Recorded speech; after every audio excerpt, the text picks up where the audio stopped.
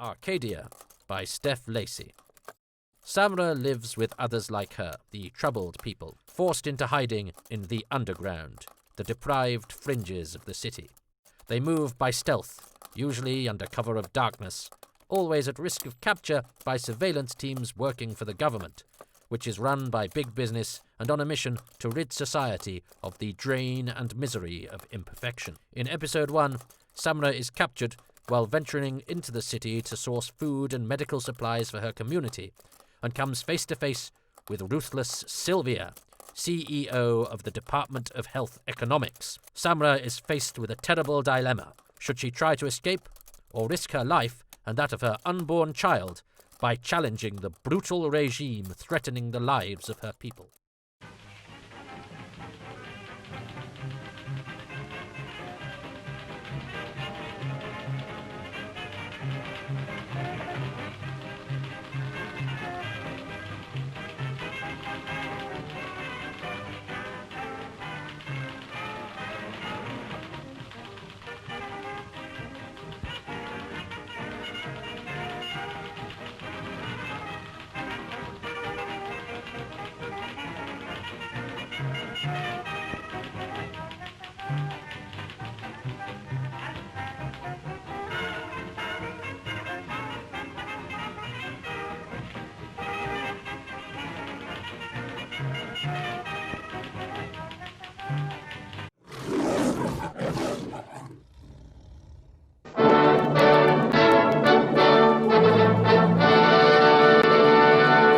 Hi, I'm Steph Lacey. I'm a writer and an actor.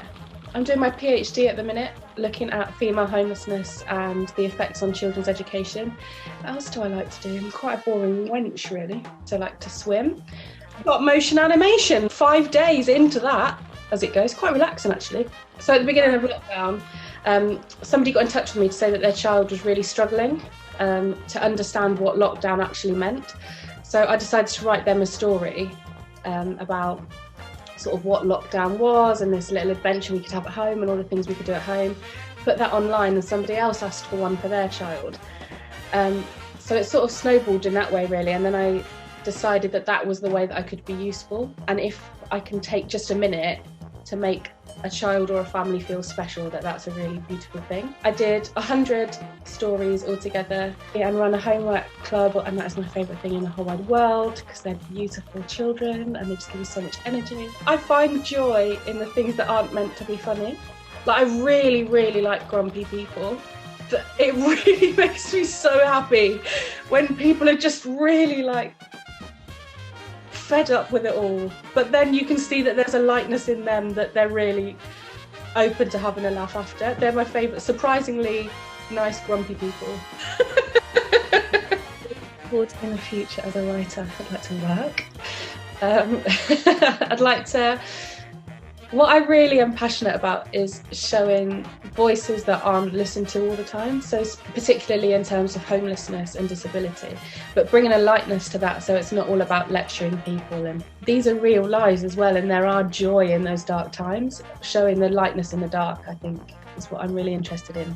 I also really like comedy as well. This isn't very funny, this piece, but I do like a laugh. I'm writing at the minute a comedy that's looking at the rehearsals of an adult pantomime company. That's nice, but I also really like to write for children. I think children have the most beautiful, accepting minds.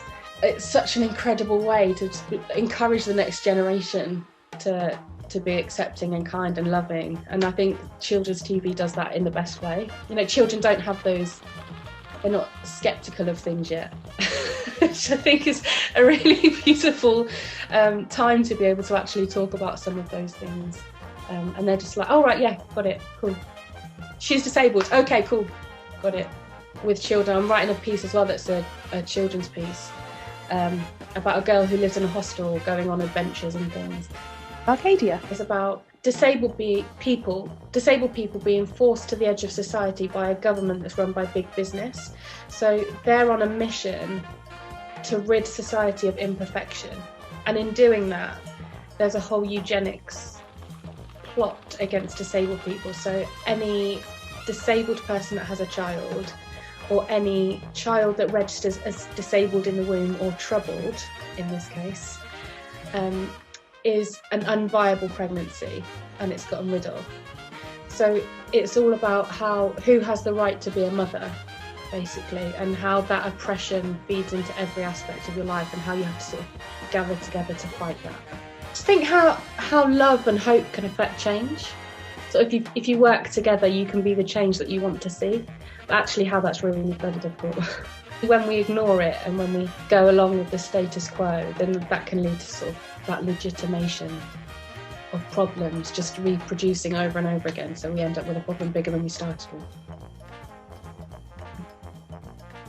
In this episode, the main characters are Samrah, who is the troubled woman who's just come up from the underground, which is the deprived fringes of society, to try and get some supplies, some food and medicine for her community.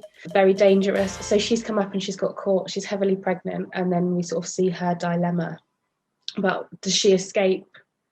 Does she try and escape, but does that put her and her baby at risk, or does she stay and try and fight things? We also see Sylvia, who's the ruthless CEO of the company, who runs the Department of Health and Economics for the government.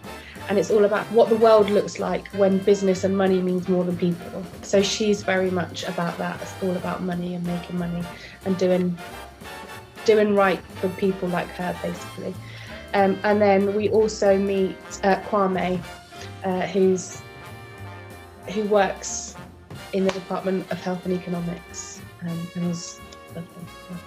Basically, it's what the future looks like for disabled people if the rampant ableism that we're experiencing at the moment continues and is allowed to flourish and is legitimated by a society that values money over people. Who has the right to be a mother? This is Arcadia. Scene 1. Internal. Samrah's house, the underground.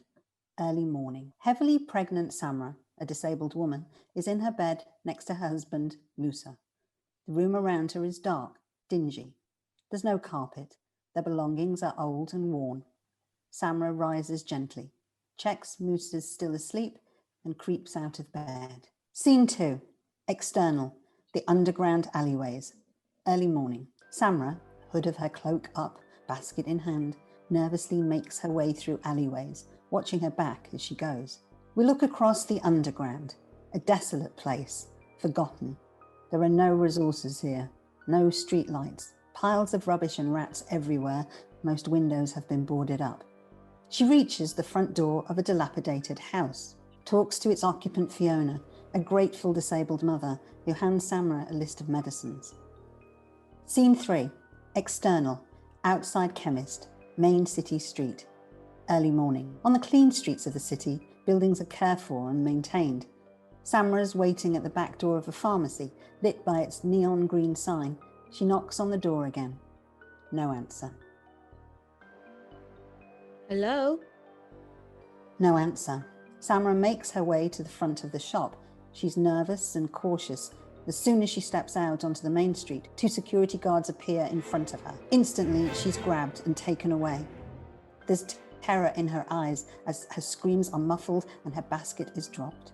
Scene 4. External. Cafe, main city street. Day. Streets are lined with non-disabled people dressed in business attire at cafe tables, drinking coffee, reading newspapers. Billy, a guard in Department of Health and Economics uniform, approaches the cafe with a spring in his step. He speaks to a passing waiter. Americano, please, Squire. As the waiter heads inside, the smartwatch on the wrist of every person vibrates and sends them a message. Work time.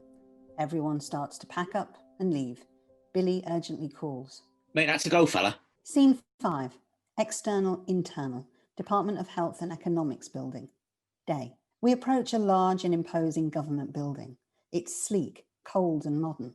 There are Arcadia logos displayed prominently on signs on the walls with the Department of Health and Economics written below. Many people are entering on their way to work. We move inside and see signs, all with the Arcadia logo and arrows that point to medical suite, conference centre and interview suite. There is heavy surveillance everywhere. Scene 6. Internal. Department of Health and Economics waiting room. Day.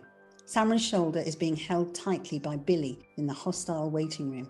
He stands right behind her. Samrah scans the rows of plastic chairs filled with other pregnant disabled women. Samrah notices a glass meeting room in front of her. There's no one inside, but the room is set up for an interrogation. As she leans forward, Billy's grip tightens. Stay. Scene 7. Internal. Sylvia's house. Day. Sylvia, an immaculately put together businesswoman, is bathing in the fanciest bathtub ever in her ensuite, dripping in bubbles with petals scattered around. We hear a rustling noise coming through from her bedroom. Jed, Sylvia's pyjama-clad husband, walks in with a mimosa for Sylvia, kisses her head, and goes to trim his beard. Is she going through my bags again? Grace, not the Birkin! She'll be the death of me. That or the water log you're pruning up there. Not working. Thinking about it. You coming to the press lunch? I wouldn't miss it for the world. Scene 8. Internal. Department of Health and Economics waiting room. Day. Samrah's watching a meeting now happening in the glass room in front of her. A couple are sitting opposite representative. The interrogation is underway. Scene 9. Internal. Department of Health and Economics meeting room. Day. HOH pregnant woman is hard of hearing. Partner is deaf. Facts they're both working hard to conceal. Look, there's been a mistake here. We're here to ensure all is right. I'm glad to get this sorted. You've noted I can hear you. Scene 10. Internal. Department of Health and Economics waiting room. Day. Samrah looks around the room. She spots another disabled pregnant woman behind her who's clearly been drugged. The woman, angry, tries to stand, but is forced down by a nearby guard. They struggle to control her. Representative runs out to assist. They sedate her. Samrah's increasingly anxious. She glances at the glass room and sees the couple sat alone. They are communicating in BSL, small signs they try to hide. Representative walks past Samrah on the way back to the room. He looks in her eyes. It steals her breath. She watches him enter the glass room. He tries hard not to make a noise opening the door and stands behind the couple. Okay, you're free to go. Hard of hearing pregnant woman turns around, but hasn't quite heard. Partner doesn't notice him enter. Samrah watches representative turn to a colleague outside the room and give a sly smile. Caught. Scene 11. Internal. Department of Health and Economics waiting room. Day. Samrah watches as hard of hearing pregnant woman is dragged out of the waiting room with an electric device strapped to her belly while she furiously signs to partner. Other workers, in their bid to keep them separate, are distracted. She looks to Samrah, pleading with her. Samrah averts her gaze, powerless. Billy drags Samrah by the arm towards the glass room. As he does, his smartwatch rings out. His avatar dances on the screen and reads, "Congrats, 80-hour work week reached." Delighted, Billy lets go of Samrah's arm to punch the air, celebrate and brag to colleagues.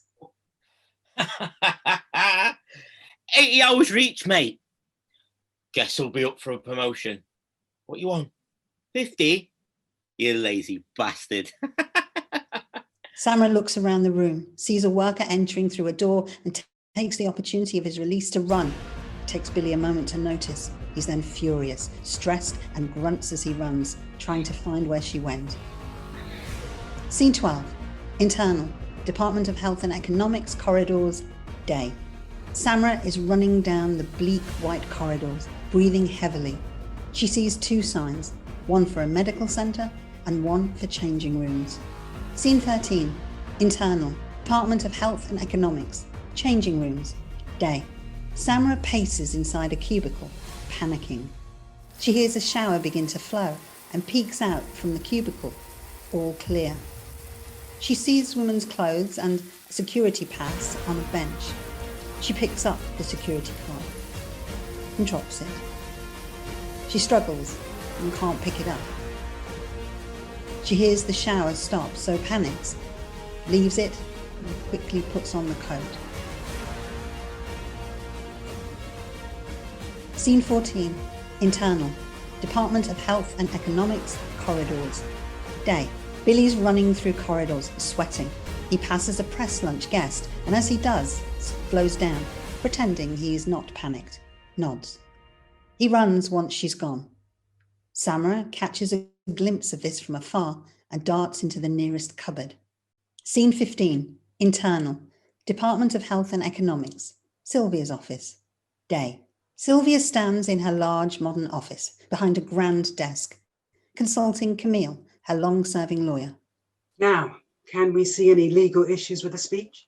I could do with the rejig on the terminology, but legally I'd say we're sound.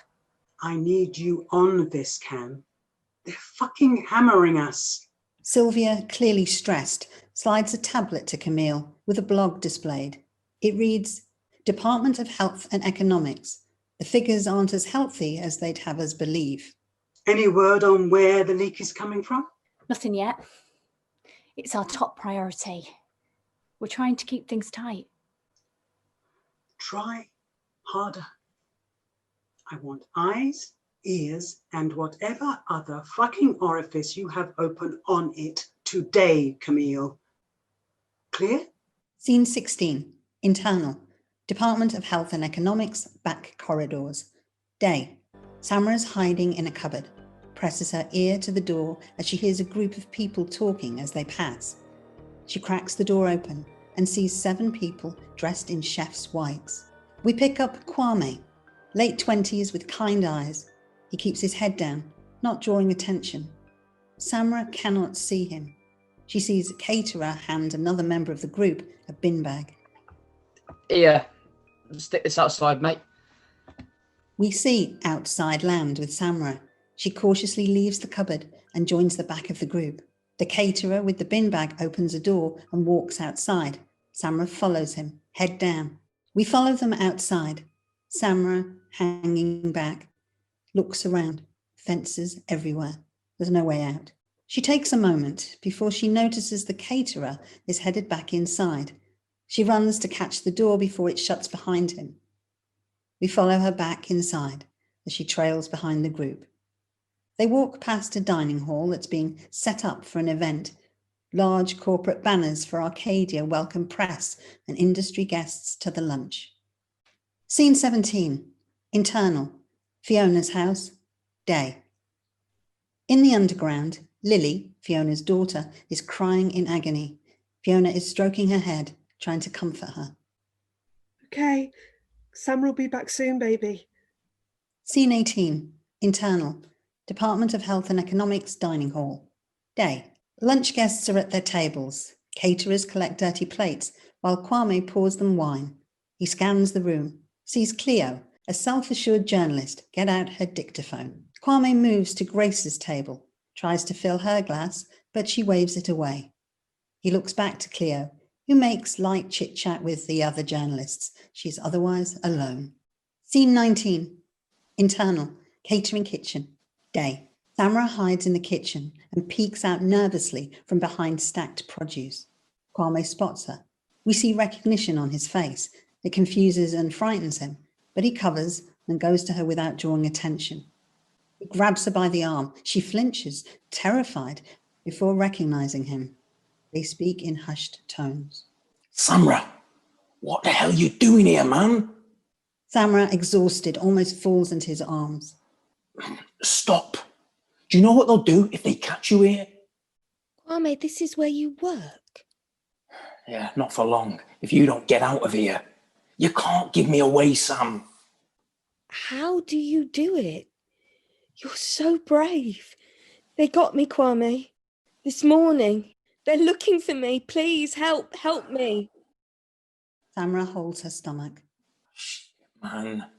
Security's eye, they're not messing about. There's no way you're going to get out of here. Fuck. Kwame breaks away from her for a moment, speaks to a colleague. Cover me for a sec, bud. I'm going for the piss. Scene 20, internal, dining hall, day. Sylvia is on the stage. Her captive audience are applauding. Thank you. But without you, I would not be able to make this announcement today. For the first time in history, this week marks the first week that no live troubled births have been recorded. There's a sense of shock, and delighted applause in the audience. Scene 21, internal, Department of Health and Economics, food cellar, day. Kwame leads Samrah by the wrist through dark, dank corridors. He indicates towards the potato rumbling room. It's wet and smelly. Up there is where he dropped the potatoes down. If you get up there, it takes you onto the street level. Samrah. Thank you, Kwame. I'm fine. He looks unsure, torn. Samrah is also terrified, but jokes to reassure Kwame by pretending to have big muscles. Go. I'm fine. Look at these muscles. Look at go. Be careful then, yeah? I don't want to see you headlining the Rebel newspapers tomorrow. What do you mean? Well, the lads are saying someone's coming that's reporting leaked stuff from the department. There's people on our side. They're all on edge, man. Someone's talking about us. How? Who? That's impossible. Yeah, can't be easy. I don't know who.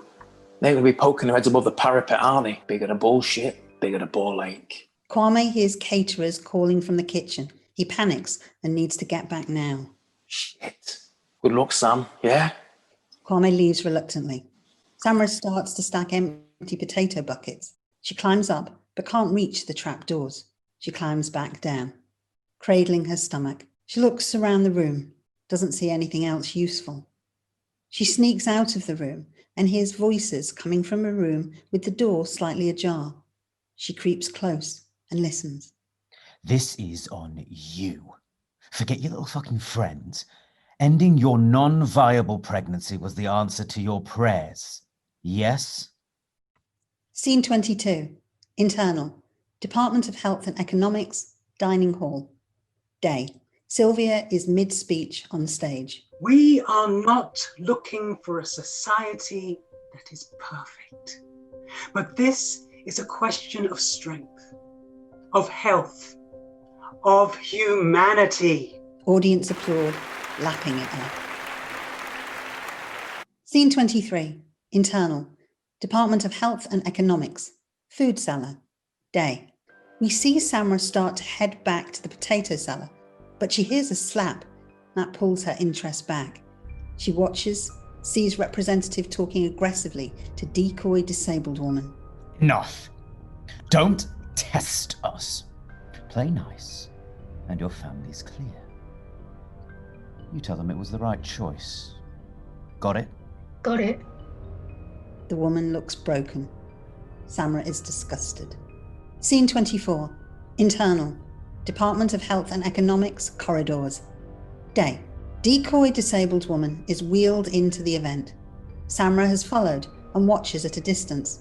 She hears Sylvia over a speaker in the corridor. We see Samrah's anger build. We have allowed millions to be born with physical pain that they must endure their entire lives. Born with malformations that overwhelm them. These troubled people struggle, a strain on the individual and on the economy. It is our duty to relieve their suffering and prevent this from continuing. But do not take it from me. Let us hear from someone who has really been there. Samrah sees a TV with live feed of decoy disabled woman's speech as she is trying to seem genuine. I'm eternally grateful to you for the opportunity to end my non-viable pregnancy. Please keep going. Help us rid the world of troubles. We see this strike Samrah. Disabled woman's speech continues. We don't hear it. Samrah, broken, talks to her bump. I'm so sorry, my baby. I love you so much. I'll love you forever, but this is so much more than me and you, baby. I'm sorry. Samrah, fizzing with electric energy, bursts through the doors to the dining room, all eyes firmly on her.